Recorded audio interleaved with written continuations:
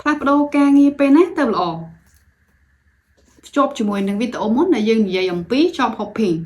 job hopping គឺជាការផ្លាស់ប្ដូរការងារញឹកញាប់អញ្ចឹងសំណួរនេះគឺថាតើផ្លាស់ប្ដូរការងារពេលណាទៅល្អ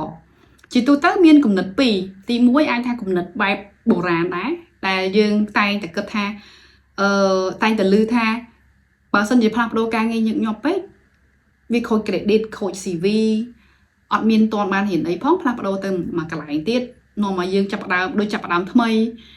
គំនិតមួយទៀតគំនិតទាន់សម័យដែលគិតថាបើសិនជាយើងអត់ដូរការងារយើងក៏អត់ឡើងប្រាក់ខែយើងអត់មានអីរៀនសូត្រថ្មីយើងដូចនៅក្នុងម្ដងអញ្ចឹងចាយើងអត់បាន think out of the box គិតក្រៅប្រអប់ក្រៅពីអីដែលយើងបាននៅក្នុងរង្វង់ការងារដែលយើងកំពុងធ្វើទេ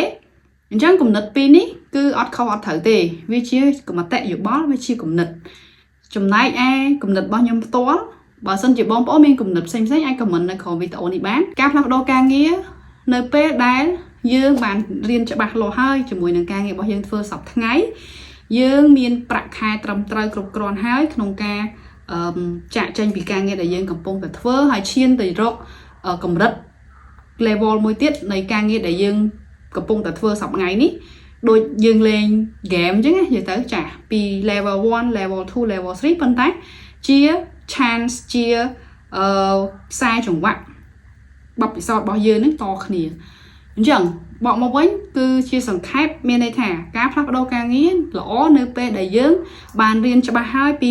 ការងាររបស់យើងដែលកំពុងតែធ្វើហើយយើងអាចធ្វើលឿនបាននៅ flexible ទៅតាមការងារដែលយើងចង់បានអ្វីដែលគេចង់បានហើយនៅយើងច្បាស់លាស់យើងធ្វើការហើយយើងមានអារម្មណ៍ថាអត់ហត់ណាចាអញ្ចឹងលឿនហើយច្បាស់ហើយយើងអាចបត់បែនបានហើយនៅហើយការងារដែលយើងធ្វើហ្នឹងគឺលែងហត់នៅអញ្ចឹងបើសិនជាយើងមាន4ហ្នឹងយើងអាចផ្លាស់ប្ដូរការងារបានហើយមិនថានៅកន្លែងយើងសប្តាហ៍ថ្ងៃទៅតំណែងថ្មីឬក៏យើងអាចផ្លាស់ប្ដូរទៅកន្លែងថ្មីទេ